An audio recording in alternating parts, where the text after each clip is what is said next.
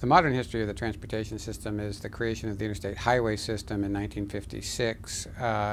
The idea that every major capital in the United States should be connected with at least a 4-lane interstate highway. It was a 12-year project costing $27 billion. This was in 1956. In fact, it was declared complete in 1991. Total cost was $425 billion in 1991 dollars. So it took longer, but it's a major infrastructure improvement, and it has been the foundation of America's economic development over the last 50 years. In 1991, the interstate highway system was declared complete, and the program was made more flexible to fund not only highways, but a wide variety of transportation projects, from everything from transit to buses to bus rapid transit to streetcars to bikes, peds. However, there was no directive to have a specific additional system.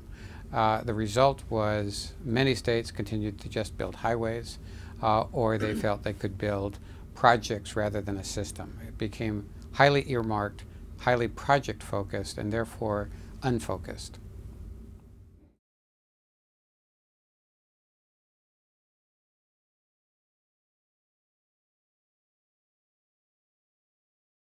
The major problems with transportation in the U.S., I think there are three main ones. One is this problem of earmarks and funding projects and not a system. The result is that we have built too many capital projects that have cost us money we don't have. The Highway Trust Fund, which funds the system, is highly in debt. The system we have built, we have not maintained. So altogether, that adds about $100 to $150 billion a year to our debt and deficit spending and deferred maintenance. That's one big problem. The second big problem is it's not supporting economic development anymore. The return on investment in transportation is now about 1, which means that we're digging a hole and filling it up again. So if we want to have transportation actually grow our economy, we have to be much more strategic in the investments. And the third is we're highly dependent on oil. 50% of our oil is imported, and we use oil. Transportation uses 70% of oil consumed in the United States. So that amounts to about $300 billion that we send to foreign countries to fund this particular type of highway-oriented transportation system.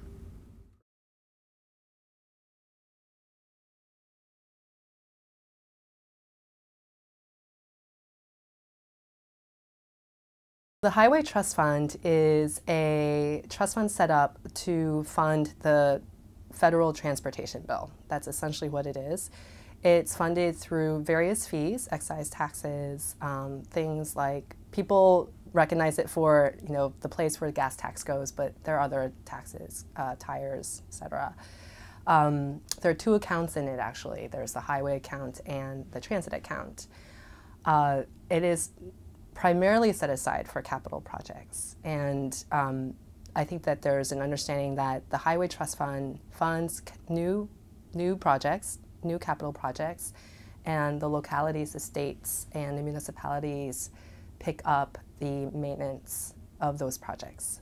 The Highway Trust Fund is beneficial because it dedicates funding for the transportation program.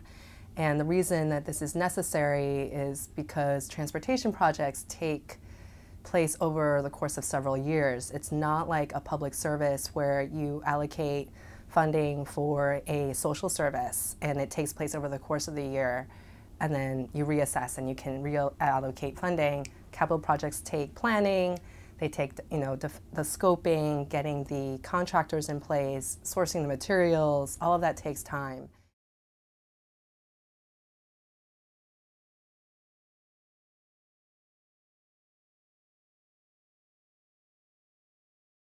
The transportation system is insolvent because it depends almost entirely for its funding on the gas tax.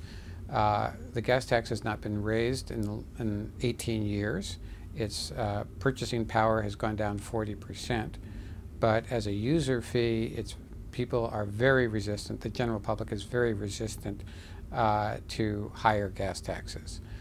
We are an energy dependent economy, and so gas taxes tend to meet tremendous resistance because people use so much energy.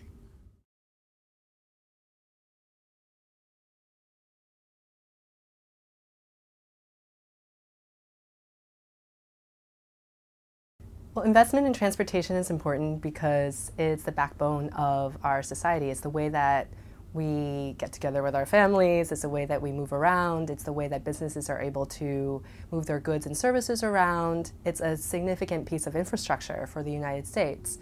I think people often underestimate how much they rely on the transportation system, and it's become, they're so dependent on it in so many different ways. At the same time, investments are crucial now because we are in a paradigm shift with transportation. We have overly focused on roads, and we really need to be more holistic in our thinking about what a transportation system is. The United States is the only country in the world that doesn't actually fully pay for a system and is underinvesting in transportation. Most of the other countries in the world are investing in transportation. They see that it is a backbone of economic development for their country.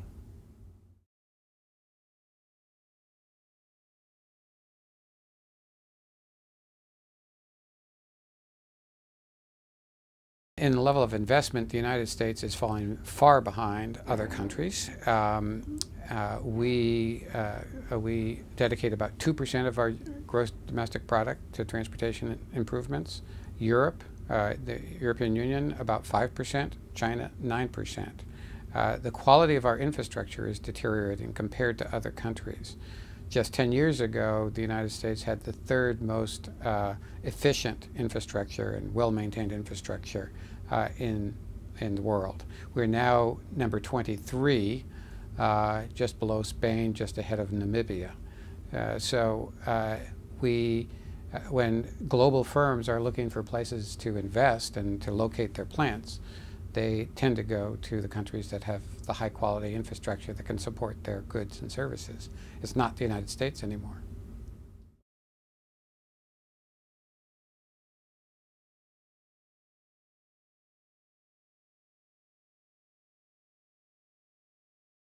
There are three ways, the priorities for reforming transportation in the United States. The first is to get rid of the underbrush, the programs that have built up that we don't need anymore.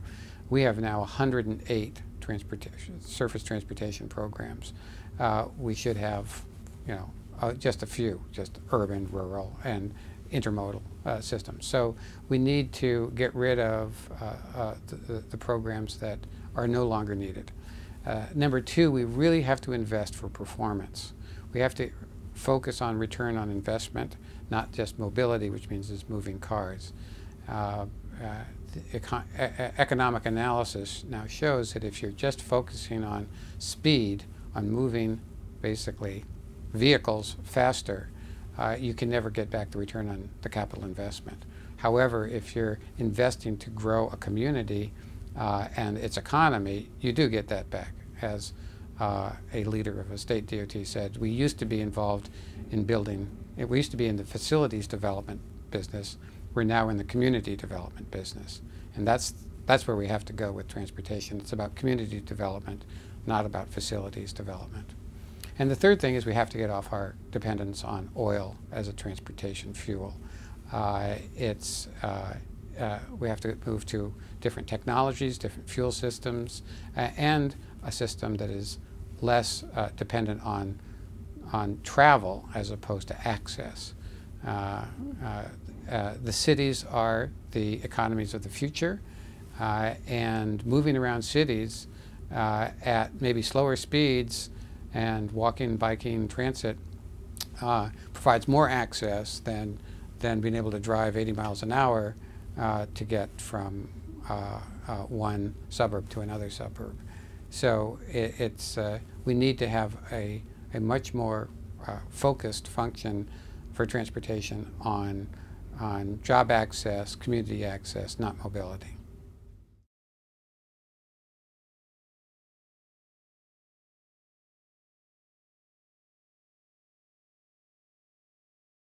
Transportation is one of those things where you can find a lot of common ground and incredible disagreement.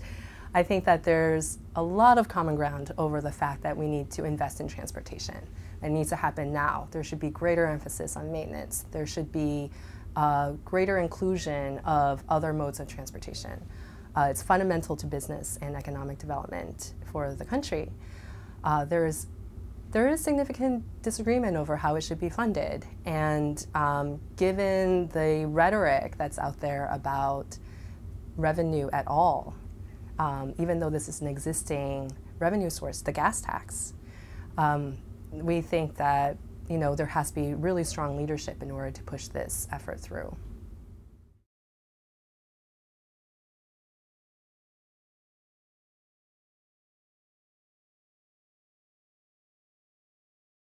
It's important to do this now because for several reasons. Number one, the way we do transportation now is digging our debt hole deeper. We are transferring $12 to $14 billion a year from general revenues, which is basically debt now, to the Highway Trust Fund to keep it solvent. So we have to address the debt problem, the fact that it is not paying its own way. Second of all, we have to grow our economy. Transportation is fundamental to the growth because it brings goods to market, it's people to markets to buyers. It's not doing that anymore. So we have to focus on the ability of transportation to grow the economy. And the third thing is that it's, as a major consumer of oil and a major emission of carbon, we have to control our transportation investments to reduce that and to reduce our carbon footprint, not only from transportation itself, but the resulting land development around those projects.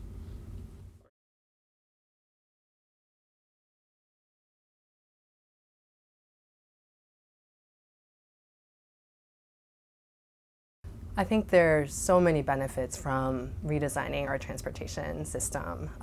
One really is that we wouldn't be throwing away money after bad projects. I think that right now we don't even know how well projects are doing, whether or not we need them. We just know that there's fairly equal distribution between all the states for the gas revenue that they contribute to the Highway Trust Fund. That is not a good way of allocating scarce resources at this moment. The second thing is that really focusing on increasing or stabilizing oil prices and gas prices will allow people to plan for the future and allow some of these businesses to think about providing alternatives and bringing alternatives to the market. I think that there's significant demand for electric vehicles or hybrid vehicles or alternative fuel development, but given the level of uncertainty around oil and where the government is going with these policies, businesses are reluctant to invest in these things. Improving the system will also bring about the social benefits that people want to see in addition to the economic benefits. So, for example, public health benefits. There's a prevention aspect. We have high levels of obesity and diabetes in states where there is more sprawl, for example. Sprawl is enabled by bad transportation planning. And so if we can think about the system differently, we can work on these issues.